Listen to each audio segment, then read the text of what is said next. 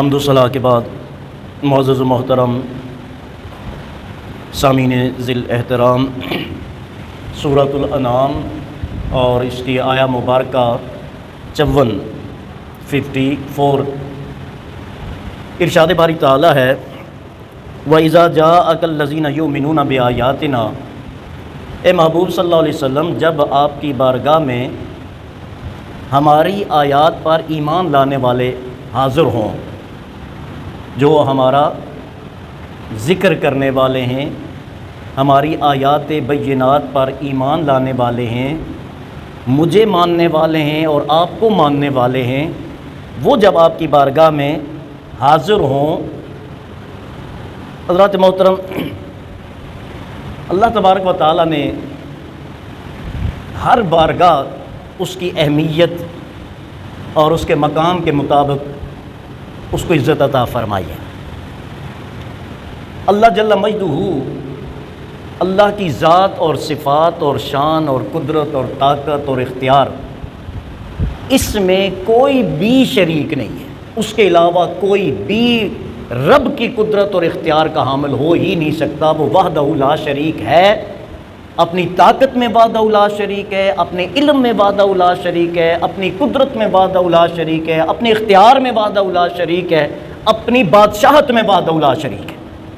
اس کی کسی ذات اور صفت میں کوئی دوسرا شریک نہیں ہو سکتا، اور اگر نعوذ باللہ کوئی ایسا کرے تو وہ دائرہ اسلام سے خارج اور مشرک کہلائے گا، وہ کبھی مومن اور مسلمان ہو نہیں سکتا۔ یہ عقیدہ ہے مسلمانوں کا، امت مسلمہ کا۔ لیکن اللہ تعالیٰ نے ہر ایک کو اس کے مقام کے مطابق عزت بھی عطا فرمائی ہوئی ہے۔ نبی کا مقام، اس کی عزت، بعد از خدا بزرگ توئی، قصہ مختصر کہ اللہ کے بعد اللہ کی مخلوقات میں، کائنات میں اگر کسی کا سب سے افضل، اعلیٰ اور اشرف مقام ہے وہ محمد رسول اللہ صلی اللہ علیہ وسلم کی ذات ہے۔ پھر آقا کریم صلی اللہ علیہ وسلم کے بعد، انبیاء کے بعد اگر کسی کا کائنات میں مقام ہے تو وہ رسول اللہ کے صحابہ کا مقام ہے۔ صحابی اور غیر صحابی میں فرق کیا ہے؟ صحابی وہ ہے جس نے آقا کے چہرے کا دیدار کیا اور ایمان پر وہ دنیا سے گیا، مرتد نہیں ہوا، نعوذ باللہ، ایمان پر اس کا خاتمہ ہوا، وہ صحابی ہے۔ تو دیدار مصطفیٰ صلی اللہ علیہ وسلم وہ انفرادیت ہے کہ ساری کائنات کے مومن، ولی، غوث، ابدال، کلندر سارے مل جائیں نا، وہ نبی کے اس صحابی کے مقام کے ادنا درجے تک بھی نہیں پہنچ سکتے۔ کیوں کہ جو اعزاز رب نے اپنے اس بندے کو عطا فرمایا ہے کہ اپنے محبوب کا دیدار اسے نصیب فرما دیا، وہ دیدار مصطفیٰ وہ اکثیر ہے کہ دنیا کا کوئی عبادت اس کے قائم مقام ہو نہیں سکتی۔ اس کے بعد مومنین کی بات آتی ہے تو اللہ نے مومنوں کو بھی عزتیں عطا فرمائی۔ اب آپ غور فرمائیں، یہ محفل مصطفیٰ صلی اللہ علیہ وسلم کا پروٹوکول رب بیان فرما رہا ہے۔ ایک پروٹوکول ہے نبی کا کہ نبی کی بارگاہ میں جاؤ تو کیسے جاؤ؟ تو اللہ نے کیا ارشاد فرمایا؟ یا ایھا الذین آمنوا لا ترفعوا اصواتکم فوق صوت النبی، نبی کی بارگاہ میں بیٹھو تو نبی کی آواز سے بلند تمہاری آواز نہیں ہونی چاہیے۔ ولا تجهروا له بالقول كجهر بعضکم لبعض، جب تم میرے محبوب سے بات کرو تو اس طرح بات نہیں کرنا جس طرح تم ایک دوسرے سے بات کرتے ہو۔ یہ بارگاہ رسالت کا مقام ہے۔ اور پھر کیا ارشاد فرمایا؟ خیال رکھنا ان تحبطوا اعمالکم وانتم لا تشعرون، کہ میرے نبی کی بارگاہ کی بے ادبی اگر کی نا، تمہارے اعمال تمہارے منہ پہ پھینک دوں گا اور تمہیں احساس بھی نہیں ہوگا، شعور بھی نہیں ہوگا۔ یہ پروٹوکول ہے بارگاہ رسالت کا۔ اور اس اللہ تبارک تعالیٰ نے اس پروٹوکول کو اپنے نبی کے غلاموں میں بھی کنورٹ فرما دیا۔ تو اب جب نبی کا غلام نبی کی بارگاہ میں آئے تو اللہ اپنے نبی کو رہنمائی عطا فرما رہا ہے کہ آپ نے کیا کرنا ہے۔ بات سمجھ میں آئی؟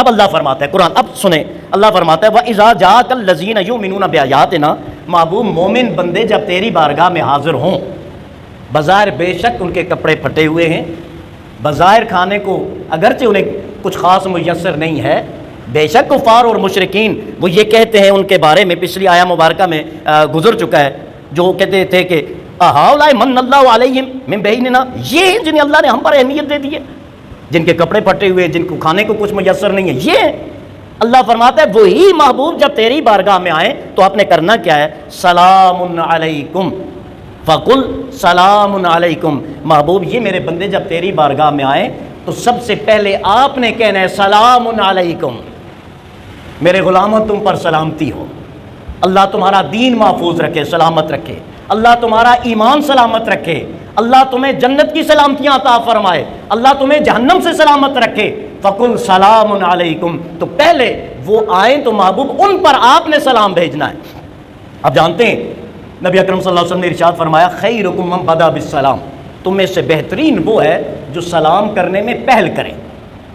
اور دوسری ترمذی شریف کی حدیث مبارک ہے اطعموا الطعام وافشوا السلام، اللہ کے حبیب صلی اللہ علیہ وسلم نے ارشاد فرمایا کہ غریبوں کو، بھوکوں کو کھانا کھلاؤ، وافشوا السلام، اور سلام کو پھیلاؤ۔ اور ایک اور روایت میں اس کے آگے الفاظ ہیں الا من عرفت ومن لا تعرف، اس کو سلام کر جس کو تو جانتا ہے، اور اس کو بھی سلام کر جس کو تو نہیں جانتا۔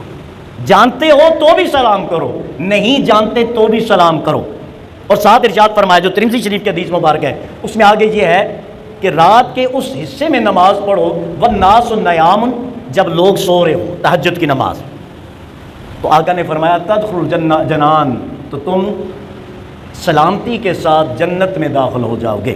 3 کام کرو، ایک بھوکوں کو کھانا کھلاؤ، دوسرا سلام عام کرو، تیسرا رات کے آخری پہر میں اللہ کی عبادت کرو، اللہ تمہیں سلامتی کے ساتھ جنت میں داخل فرما دے گا۔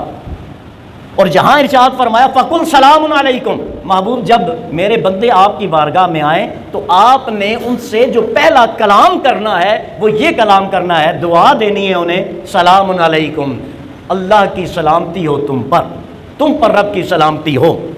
اور اس کے بعد پھر انہیں تسلی دینا، کاتب ربکم علی نفسی الرحمہ، میرے غلاموں تمہارے رب نے اپنے ذمہ کرم لے لیا ہے، کس چیز کو؟ الرحمہ، رحمت کو۔ تمہارا رب رحیم ہے، وہ کوئی ظالم اور جابر رب نہیں ہے۔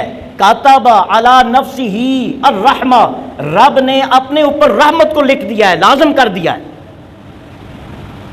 یہاں اس کا تذکرہ کرنے کا مقصد کیا ہے؟ آپ اگر کسی فیکٹری کو یا انڈسٹری کو جوائن کرتے ہیں یا کسی آفس کو جوائن کرتے ہیں تو آپ کو پتہ چلے کہ اس فیکٹری کا اونر، باس جو ہے یہ بڑا ظالم آدمی ہے، ایک دفعہ کسی نے غلطی کی اسے معاف نہیں کرتا، سزا دے کے چھوڑتا ہے۔ کیا آپ ریلیکس ہو کے وہاں جاب کریں گے، سکون سے نوکری کریں گے؟ نہیں، ہر وقت کھڑکا لگا رہے گا کہ اب موڈ خراب ہوا اور میری نوکری گئی۔ لیکن اگر آپ کو یہ پتہ چلے کہ میرا جو باس ہے، فیکٹری کا مالک ہے، بڑا رحم دل آدمی ہے، یہ غلطیاں معاف کر دیتا ہے، یہ قصور معاف کر دیتا ہے، نقصان ہو جائے معاف کر دیتا ہے، تو آپ کے لیے، آپ کے دل میں اس کے لیے کیا جذبات پیدا ہوں گے؟ وہ محبت کے جذبات پیدا ہوں گے، عزت کے جذبات پیدا ہوں گے۔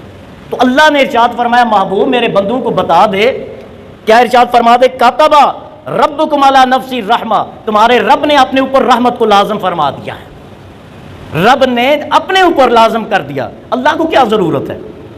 نعوذ باللہ رب ہمارا آپ کا کسی کا محتاج ہے؟ وہ تو اللہ احد، اللہ الصمد، لم یلد ولم یولد، وہ غنی ہے، بادشاہ ہے، بے نیاز ہے، اسے تو ضرورت ہی نہیں کسی کی۔ لیکن کاتب علی نفسی الرحمہ، رحمت کو اپنے اوپر لازم فرمایا۔ یا اللہ کیوں؟ جواب ارشاد فرمایا انہ من عامل منکم سوءا بجہالۃ، کیونکہ اگر تم میں سے کوئی نادانی میں گناہ کر بیٹھے، یہاں ایک اور بات ذہن میں رکھیں، انہ کا معنی ہے بے شک جو، عاملہ جس نے عمل کیا، منکم تم میں سے کسی نے عمل کیا، کون سا؟ سوءا برا، نامناسب، جو مومن کی شان کے لائق نہیں تھا، ایسا عمل تم میں سے کسی نے کیا، بجہالۃ، کیونکہ بندہ میرا ہو اور جان بوجھ کے میری نافرمانی کرے، ایسا نہیں ہو سکتا۔ سو جس سے اگر غلطی ہوئی ہے بجہالۃ، رب فرماتے ہیں وہ جہالت میں ہوگی، نادانی میں ہوئی ہے، اسے پتہ نہیں چلا، غلطی سے ساون کوئی اس سے جو ہے یہ قصور اور گناہ ہو چکا ہے۔ اب غور فرمائیں رب ہمیں کتنی عزت دے رہا ہے، پردے کتنے ڈال رہا ہے۔ اللہ کو علم ہے میرے بندوں سے گناہ ہوگا، اللہ جانتا ہے وہ خطائیں کریں گے، اللہ جانتا ہے ان سے برے اعمال سرزد ہوں گے، لیکن میرا رب کور اپ کس طرح کر رہا ہے؟ فرمایا بجہالۃ، میرے ہی بندے سے جو گناہ ہوتا ہے وہ نادانی میں ہوتا ہے، کیونکہ جو اللہ کو وحدہ لا شریک مانتا ہے وہ جان بوجھ کے اللہ کی نافرمانی نہیں کر سکتا، مجبوری میں ہو سکتی ہے، الا من اکرہ وقلب مطمئن، اللہ فرماتا ہے اگر کسی کو مجبور کر دیا جائے گناہ کرنے پر، وقلب مطمئن، اس کا دل ایمان اور اسلام پر کیا ہے؟ مطمئن ہو، پھر اگر وہ گناہ کر جاتا ہے مجبوری میں، معاف ہے۔ اور جس نے غلطی سے کر لیا، ارادہ نہیں تھا، اس سے گناہ ہو گیا، اللہ فرماتا ہے معاف ہے۔ اور کمال بات ہے، قرآن کا مطالعہ فرمائے، میں اکثر عرض کرتا رہتا ہوں کہ ہماری یہ ساری بیرا روی کا سب سے مین سبب جو ہے نا، وہ قرآن سے دوری ہے۔ اللہ فرماتا ہے نبئ عبادی انی انا الغفور الرحیم، قربان جاؤں میرے رب تیری رحمت میں۔ حکم فرما رہے اپنے محبوب سے، نبئ عبادی، اے محمد صلی اللہ علیہ وسلم، اے میرے نبی صلی اللہ علیہ وسلم، اے میرے رسول صلی اللہ علیہ وسلم، نبئ عبادی، میرے بندوں کو خبردار کر دو، یہ میرا پیغام میرے بندوں تک پہنچا دو، یہ میری خبر میرے بندوں تک پہنچا دو۔ یا اللہ کیا؟ انی انا الغفور الرحیم، کہ میں غفور بھی ہوں، میں رحیم بھی ہوں، یہ میرے بندوں کو بتا دو۔ میں نے شاید کئی مرتبہ یہ بات عرض کی تھی، اللہ کا خوف اور بندوں کا خوف زمین و آسمان کا فرق ہے۔ ہم اگر کسی بندے سے ڈرتے نا، اس کا خوف ہمارے دل میں ہوتا ہے، ہم اس سے دور بھاگتے ہیں، جیسے نظر آتا ہے ہم بھاگتے ہیں، راستہ بدل دیتے ہیں، دوسری طرف نکل جاتے ہیں، اگنور کرتے ہیں، بچتے ہیں اس سے کیونکہ ہم ڈرتے ہیں۔ لیکن جب بندہ رب سے ڈرنا شروع ہوتا ہے نا، تو جتنا رب سے ڈرتا ہے اتنا رب کے قریب ہوتا چلا جاتا ہے۔ یہ فرق ہے اللہ کا خوف اور بندے کا خوف۔ اللہ سے جو جتنا ڈرتا ہے وہ اللہ کا اتنا قریب ہو جاتا ہے، اور بندے سے جو جتنا ڈرتا ہے وہ اتنا اس سے دور ہو جاتا ہے۔ نبئ عبادی انی انا الغفور الرحیم، میرے بندوں کو بتا دو میں غفور بھی ہوں، میں رحیم بھی ہوں۔ اور اگر تم میں سے کسی نے نادانی میں برا عمل کر لیا، گناہ کر لیا، تو اب کیا کیا جائے؟ آپ جانتے ہیں پہلی امتوں کے ساتھ کیا ہوتا تھا؟ اگر نجاست جسم کے حصے پہ لگ جاتی تھی وہ جلد کاٹنی پڑتی تھی یا آگ سے داغنا پڑتا تھا، تب جا کے پاک ہوتا تھا جسم۔ کپڑے کو لگ جائے تو کاٹنا پڑتا تھا۔ اور گناہ کرے، دن کو گناہ کرتا تھا، شام جب گھر آتا تھا تو پہلے دروازے پہ لکھا ہوتا تھا فعل قضا، اس نے ایسا گناہ کیا ہوا ہے۔ اور جب وہ صدقہ کرتے تھے تو اپنے صدقے کی چیز جو بھی تھی، وہ اس وقت کی مطلب کوئی مالی چیز تھی یا روپیہ پیسہ جو بھی، یا جانور، وہ ایک میدان میں چھوڑا جاتا تھا۔ اگر وہ قبول ہوتا تو آسمان سے آگ آتی، اسے جلا کے ختم کر دیتی، اور اگر وہ قبول نہ ہوتا تو وہیں پڑا رہتا۔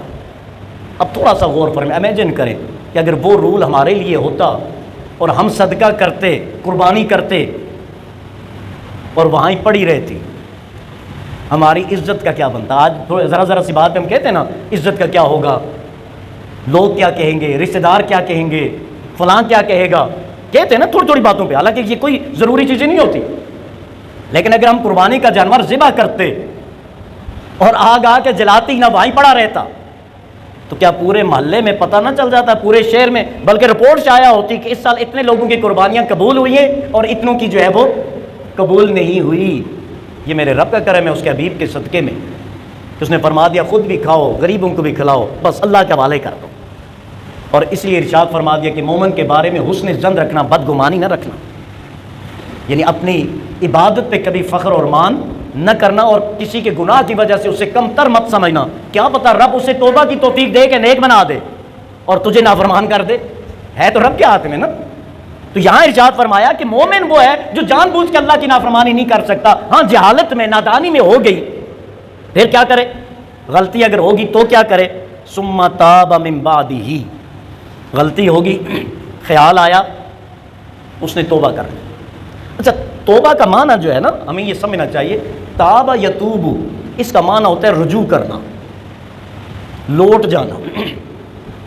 تو ثم تاب، اللہ سے چونکہ دور ہوا تھا نا گناہ کر کے،